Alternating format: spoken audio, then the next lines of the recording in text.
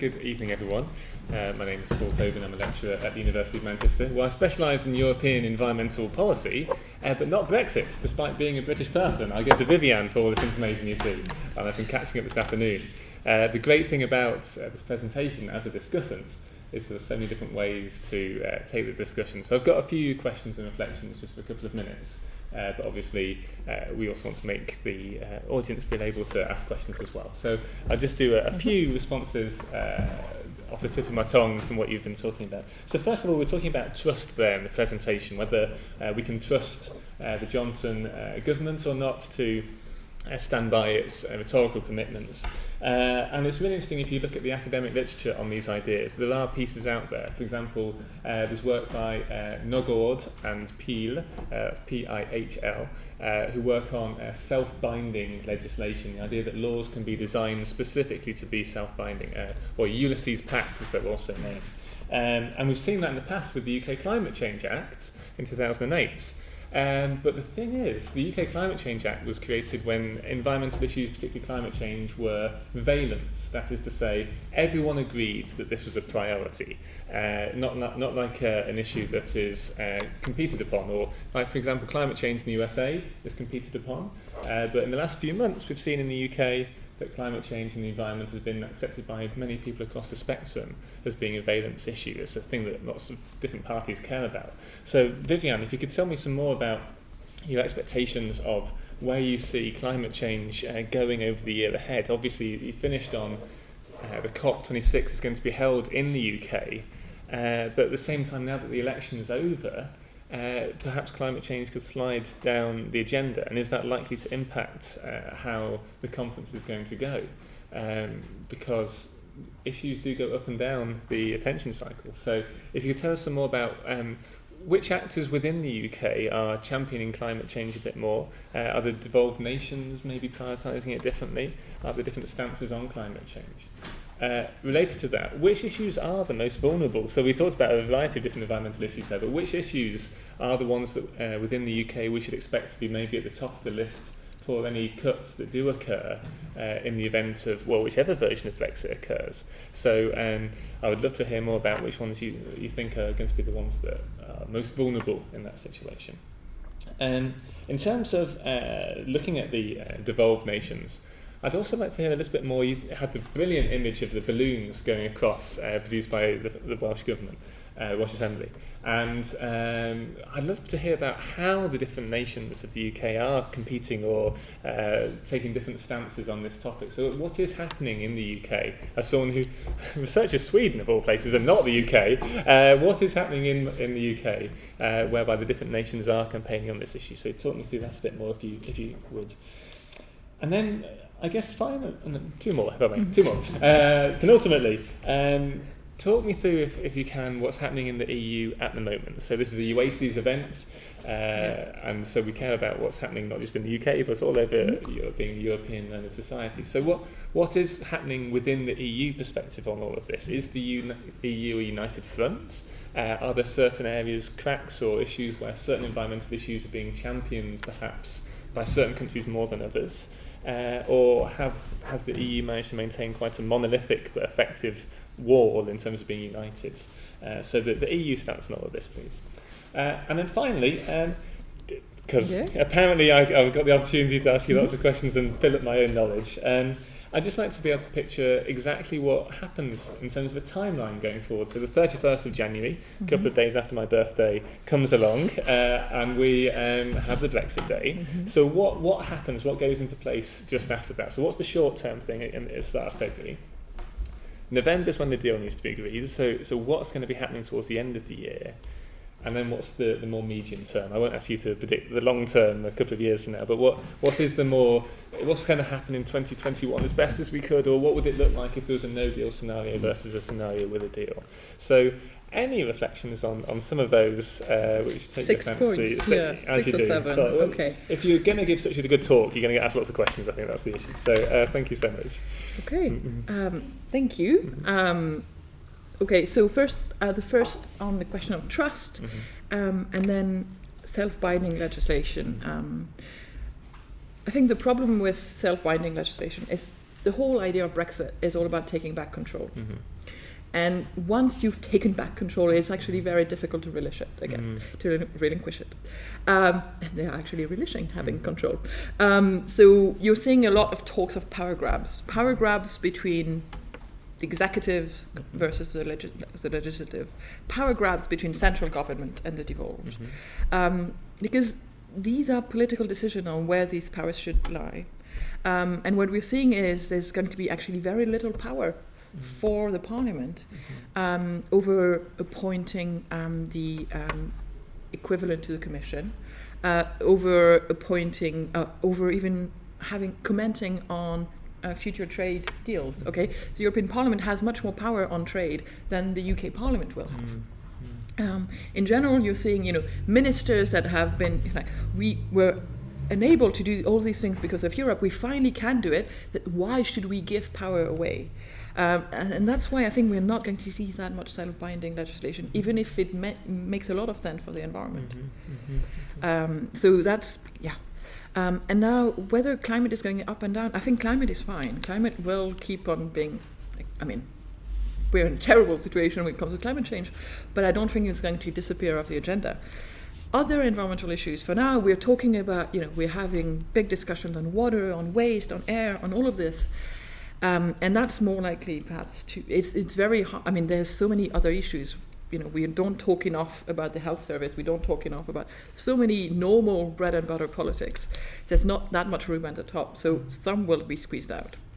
In terms of the one most at risk, we had this discussion earlier, and I found a better answer, which is that I think the marine environment, because there's been so much promises for fisheries, and they will not be delivered upon. But I think there's going to be then rowing back a bit on the on the kind of rules around fisheries to kind of appease fishermen, which are a tiny proportion of the electorate, but have become really big in terms of the psyche of where Brexit should go. So I think there's potentially risk there. And then depending on the way trade goes, anything around animal welfare and kind of agri-food, and that the impact of agri-food production methods has on the environment can be problematic. Okay, so moving on to the fact that the UK is devolved, you've got 4 different nations. So we're seeing actually, the environment has been really an area of constitutional struggle and fight between the different nations on how to do things. So Northern Ireland is one of the rare part of the EU that doesn't have an independent environmental agency. Now, theoretically, we've got a government in Northern Ireland since Saturday, and that's been part of the deal that there will finally be an independent environmental agency. So we'll see. Perhaps Northern Ireland will finally catch up on that. And also a Climate Change Act, because we don't have a Climate Change Act in Northern Ireland. So there may be some catch-up because of that deal, but it has taken 3 years to get government back in Northern Ireland. I doubt it's going to last that long. But I'm happy to be proven wrong on this. Wales, and with Future of Wellbeing of Generation Act, has some really interesting, innovative environmental policy. But what you're seeing and Scotland does quite good things on land use as well. There's questions on reforestation, all of that. But the problem is the funding, and that's where we're seeing a lot of the problem with England as well, is that there's lots of beautiful policy, but the funding for environmental agency, the funding for Natural England has been slashed, but we're talking really, really big drops. Even DEFRA between 2005 and the referendum had lost 2/3 of its staff. Now it's back to about 2010 level because they've been hiring like mad because there's so many issues. So as someone who teaches British students and they want to go into the civil service, now is the time. It's really positive for them and for lawyers. But it means we're still, we basically don't have the money or the people to actually deliver all the big promises that have been made. And finally, yes, 2 more things. United Front. Actually, I think for now, perhaps people here in Brussels will be better able to tell me if they see some kind of fraying of that front. But I've seen everyone, like the EU being really good at keeping that united front and actually being very good at not making Ireland feel too isolated. There was a lot on the environment in the backstop. So as someone from based in Northern Ireland, the current deal is terrible compared to the backstop in terms of binding both Ireland as well, because Ireland has a terrible environmental credential as well, and Northern Ireland to high environmental standards. So we are much further away. And actually, you were binding the whole of the UK with that kind of customs union, and we're not seeing that. And that's why we can have rivalrous emulation and no level playing field, because the deal has been renegotiated and it has much less environmental content. Hopefully, in order to get a good trade deal, if the UK government really wants to stay close, they're going to have to accept a lot of level playing field. Whether they will want to stay close or not, I cannot predict Boris Johnson. And after Brexit, well, I mean, nothing is really expected to change until December. During the transition period, things will remain the same, which means that, there's also means the British government will be able to say, why were you worried about Brexit? Look, everything's fine. Sure. Thank you so much. Thank you. Yeah, but I guess things will change on the 1st of January. Yes. So before opening up, I want to add 3 questions that, you choose who wants to answer.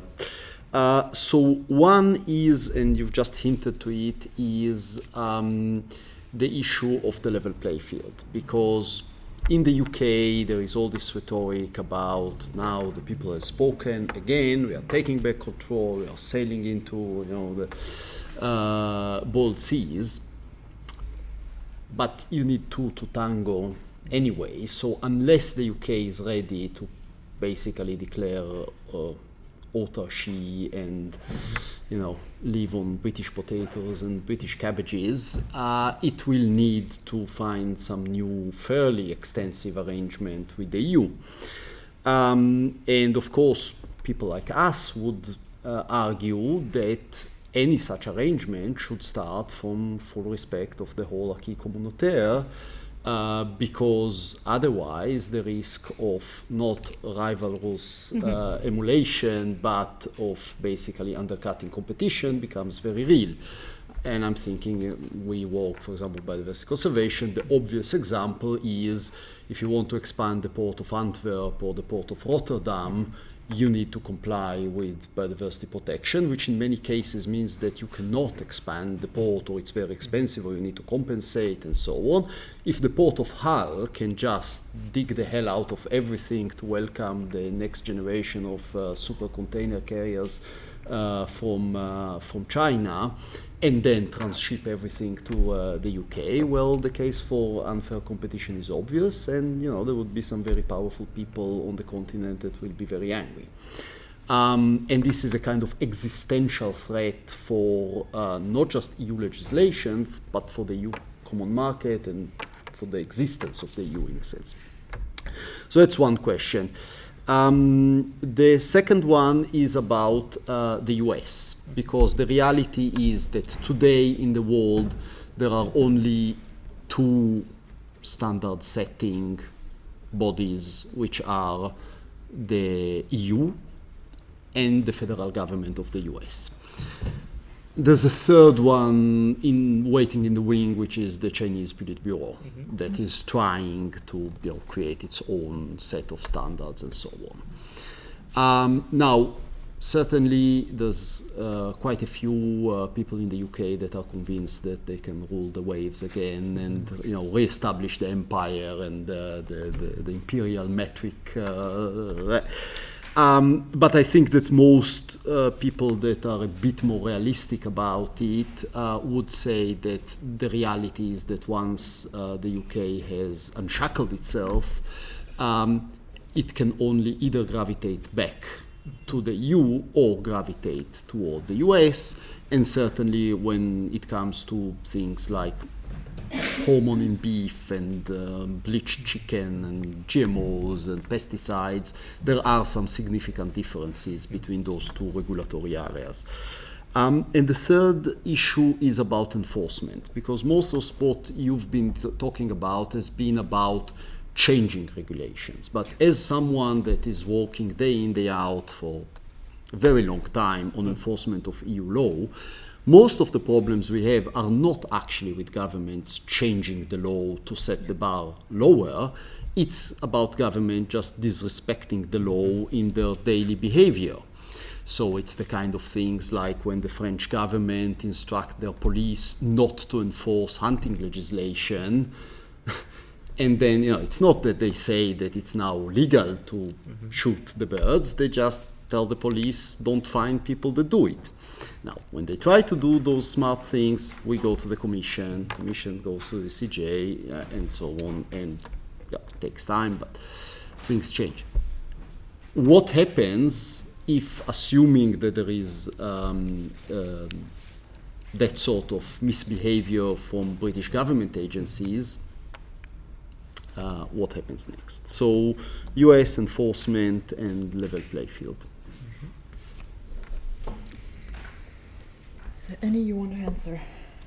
I'd make a comment about just the nature of the environment briefly, if I may, just before you respond properly. So obviously, I specialise on the environment, but not Brexit per se. But one of the things that we talk about when we're thinking about the environment is we sometimes put it in a box of being mutually supportive or being good on the environment in some situations but not in others. But the key thing to remember is that sometimes the environment can be mutually conflictual. So building a hydroelectric dam could be good for reducing climate change because it's electricity, but it could be bad for biodiversity because the whole habitat has been destroyed. And so this is an area where I could see the UK starting to move away from the EU's regulations, because very quickly, when it's not being harmonised across a continental level and the UK is having to make decisions based on which priorities to make within its own borders, that's where you really start to see, okay, well, if you want to build a port or whatever it may be, that's going to have certain environmental impacts, be it a railway, say, that's more environmentally friendly.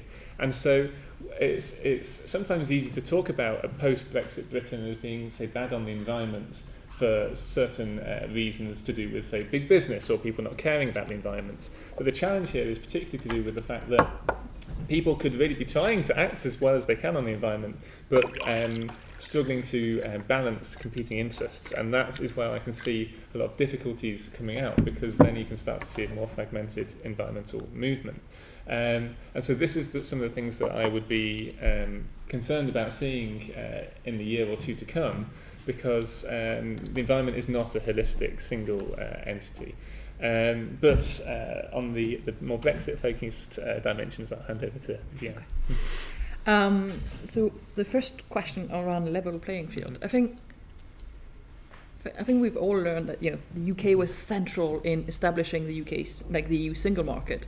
The whole idea of level playing field is a very kind of British concept, but no one in the UK knows what it means anymore. And no one, I mean, there's no UK single market. The only it's the EU single market with a UK element. There's no UK laws underpinning a single market between the four nations. So all of these questions that are bread and butter here are becoming bread and butter in London. They're not there yet. And I think lots of the questions around level playing field and barriers to trade and all of that and non-tariff barriers are just things that most UK civil servants never had to deal with. And most UK politicians have never had to think about, and so that's also why we're seeing, proposals that are completely unaware of these, and they're going to have to learn fast. But the problem is, it's been 3 years since the vote, and this learning process hasn't, happened. It actually has happened quite a lot at devolved government level. So, for example, we had the Scottish Parliament is doing a lot of work on what a UK single market should look like. The Welsh Assembly, again, doing a lot of things. There's been almost nothing in Westminster. Because the assumption as well, and not only haven't they really realised what the EU has been up to for the last 40 years, they haven't really realised devolution has happened. So even Michael Gove, when he came into power, became Secretary of DEFRA, was talking about changing UK policy on the environment. And then a month after, it's policy for England. It's they don't understand how their country works, and which makes it difficult for them to negotiate with, because they don't know what they have power over or not. So that's the problem, and I think that's where a lot of it is like they haven't realized what the position they can legally take. So that's not reassuring. But part of it is business in the UK knows quite a lot of this thing, but we have a Conservative government that hasn't been listening to business, which is quite surprising. I mean, I'm not going to repeat Johnson, but he did, say beautiful things about business, like really not caring about what they think. So we have this kind of, lots of people are trying to tell things to the UK government, and the UK government is not that keen on listening to it. For GMOs, for all the role with the US, I think that you have the part of the UK establishment that wants to deregulate is saying we need to negotiate at the same time a deal with the US and a deal with the EU, potentially negotiating, binding ourselves to the US before we finish negotiating with the EU, because that way we will be bound by them. And that's something I think that's the scary thing, but at the same time, trade negotiations take time, even if the US really wanted to do very quickly. And where actually Northern Ireland, I think, is actually saving us from all that, because the Congress, it's not just agri-food interests, it's also Irish interests, American-Irish interests. And we see that the Senate is not going to pass, to agree to a trade deal with the UK that puts a border on the island of Ireland, that puts the Good Friday Agreement at risk. Nancy Pelosi has been very clear about this, and lots of senators on both sides have been very clear about this. And the only way you don't put that is if you have, SPS on both sides. You've got the same animal welfare, the same kind of. So that's Northern Ireland is going to protect the UK from bleached chicken and hormone-fed beef, potentially. On GMOs, though, that's another default matter. England is the only part of the UK that is pro-GMOs politically. The other three have opted out. So that's also going to be one area where you're going to have lots of tension between central and devolved government. And finally, on enforcement, I think that's the biggest issue. Because first, we're seeing already in the EU, you've got very different standards in terms of access to justice, all of that. The UK in general has been pretty bad when it comes to the Aarhus Convention. So it's very expensive for civil society to take cases against the UK government when it comes to protecting the environment. You can just end up losing a lot of money. So that means, the organization have to really choose a case they fight, and losing the access to the European Court of Justice. Especially, again, I'm back in Northern Ireland. I speak about that. It's a very poor part of the world, one of the poorest region of Europe. And so, people here, they don't have that much cash lying around to go and take the government to court. And being able to write to the Commission and then go through that process was, it took a long time, but it was not, bankrupting them. So I think that's where a lot of the problem is going to be. And what we're seeing is that because there's going to be quite a lot of changes on the regulation side as well, that means environmental NGOs are going to be on lots of pressure to be both looking at what's happening in 4 different jurisdictions at the same time, and also an enforcement. And they're really going to be strapped for cash and from people.